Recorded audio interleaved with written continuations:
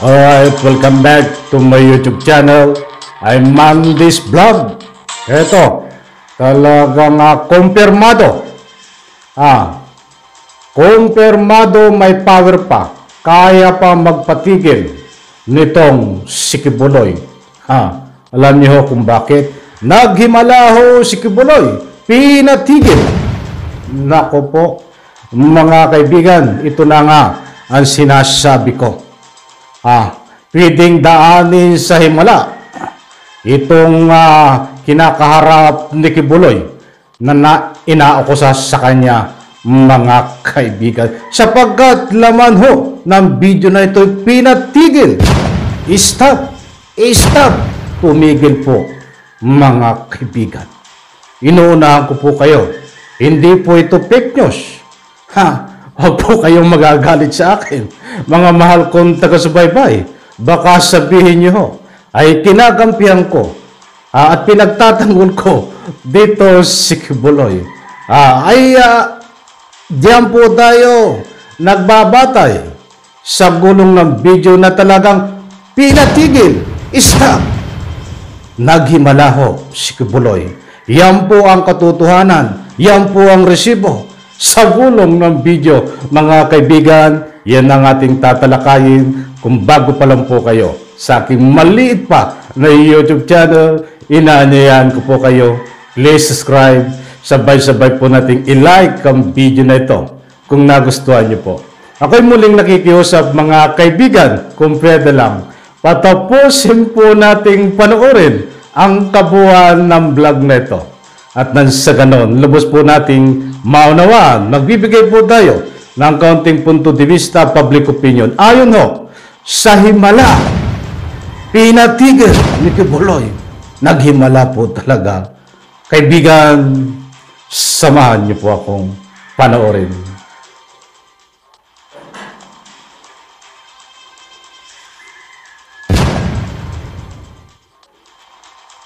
Mga kapatid!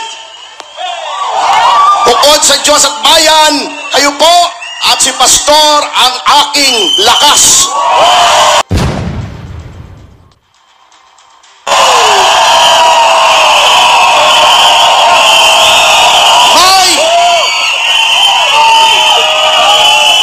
May ikikwento po muna ako sa inyo bago tayo pumunta sa issue. Ako po'y nung Enero pumunta sa Czech Republic, sa Praga. Napakalamig. May fog pa. Natapilok ako 2 beses. Napunit yung ligament ko. Hindi ako makalakad ng diretsyo. Ito nga. Etong kasama ko ay ito hanggang ngayon ay may dala akong saklay. Hindi ako makatagal ng nakatayo ng more than 3 minutes. Masakit ang tuhod ko. In fact, hanggang ngayon, ayan, makikita ninyo, hindi ko na siguro huubarin yung pantalon ko, no? Akyat ko na lang ito, no? May brace pa ako. Alam nyo po, kailan lamang, last week lamang, nagkausap kami ni Pastor, napakasakit pa rin ang ating tuhod.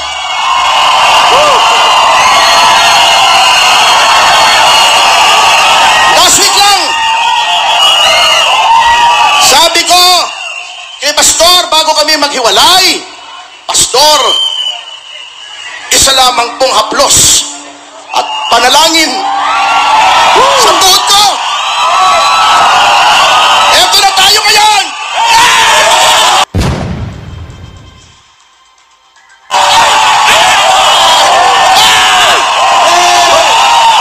Wala nang sakit!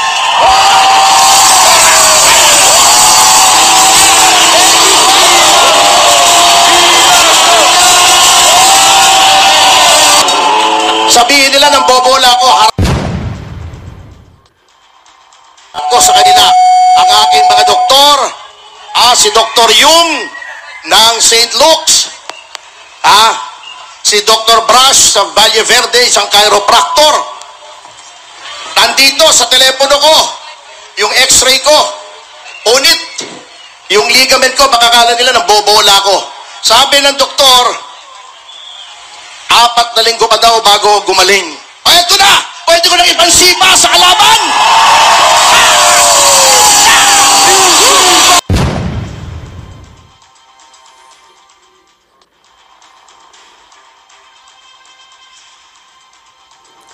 Okay, alright. Iyan po mga kaibigan. Matindi ito mga kaibigan. Naghimala. Wow. Stop. Napatigil o ni Kibuloy. Oh, Diyos mio mabagin. Diyos por santo. Talagang sari-sari na eh. Yan po ang abogado ni Kibuloy na naganap dyan o si Rally. Si Atty. Topacio. Sa lahat ng hindi nakakakilala, diyan po kay Atty. Topacio, ito pong ginawa ng himala ni Kibuloy ay laman din ho ng channel natin yan noong mga nakaraang pagtalakay natin dito po sa usapin ng pagpaslang kay Governor Digamo. But anyway, pinadaanan po natin, hindi po natin topic, ay ito po ay kakaiba rin ang estilo si Atty. Topacio sa pagtanggol sa kanyang kliyente. But ito ang ating pagtuunan ng pansin. Ang himala. Pasensya na ho kung natalakay natin ito dahil natuwa lang po ako sa kalukuhang mga pinagagawa nila. Bantakin mo. Ito na ako ngayon. Nakakatalo na. Pasensya na po dahil kanina ko pa pinipigilan ang aking counting smile. Actually, habang ginagawa ko itong video na ito na dumaan sa wall ko, habang pinapanood ko, kahit nag-iisa ho ako natatawa. Lalong-lalo na po nung pinapanood ko na para ika nga po italakayin, ay hindi ho matiis ang aking pagtawa sapagkat mantakin mo, gumawa naman ang mga tactical strategy na para mga isip bata itong mga ito. Desperado na talaga. Pinaplos sa isang haplos ay pinagaling siya ni Kibuloy. Kitang-kita naman sa video na yan kung ano ang ginawa ni Pastor Kibuloy, kung paano siya gumaling at sabi nga niya, ito na ako ngayon, nakakasipa na. Para niluloko ang kanilang mga sarili, di ba? Ganyan ho, lalong-lalo na yung mga albularyo. Hindi naman lahat.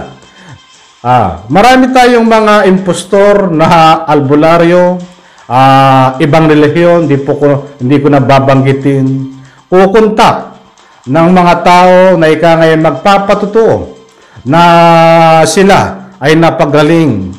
Katulad ho ng ginawa nitong si Atty. Topacio na kinontak nitong ni Kibuloy magpatutuo sa harap ng kamera, sabihin kung ano ang naranasan, datapwat nandiyan po ang resibo, magaling na. Hindi po lang ni Kibuloy, magaling na ang tuhod, Pasensya na ako mga kaibigan dahil dapat tuntawan na natin ito. Dahil katawa-tawa naman po, di ba? Niluloko lang ang kanyang mga sarili, mga tagasunod.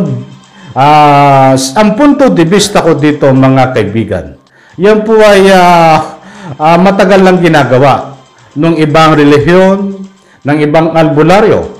At ngayon ay ginagawa din po nila dahil wala na po silang alas, wala na po silang ibang magawa pa para ika nga po ay makakuha ng simpatiya, kaya't nagtatrayo sila makakuha ng simpatiya dito ho sa ika nga po ay ginanap na rally sa datapuat. Pinagtawanan ho, bantakin mo, nagtatalon doon na magaling na daw siya. Magaling na dahil napagaling sa isang haplos ni Kibuloy. Diyos may mabakin. Diyos ko po, Rodi. Ano na nga pumapasok dito sa kampo ni Kibuloy? Mas mabuti pang gawin nyo ay gumawa kayo ng tamang hakbang legal. Diyan ho sa usapin na kinakaharap ng ni Kibuloy. Lalong-lalo na itong si Atty. Topacio. Alam po natin yan. Ang pagkatao dahil yan po ay matagal ko lang subaybay. Katulad nga po ng nasabi ko, ay laman po yan ng aking YouTube channel noong kapanahonan po ni Arnie Tevez. Nandito't na nagpangitan na naman po kami dito po sa ikang ay kinakaharap ni Kibuloy. Ba't iba na naman pong taktika ang ginagawa ho nila? Nambubula ho, nambubudol ng kapwa. May sakit daw po siya, napagaling ni Kibuloy. Diyos me, sino pong maniniwala? Mangalangang maniniwala sa inyo yan, Topacio. Tama ho, sabi niya, hinipo siya ni Kibuloy at biglang nagdulokso sa entablado at magaling na. May dala pa ng tungkod. Panahon pa ni kupong-kupong yung style na yan. Yung gaganyanin ka, bigla kang tutumba. Siya naman ay hinipo. Hinaplos ni Kibuloy. Sabay tumalon siya at magaling na.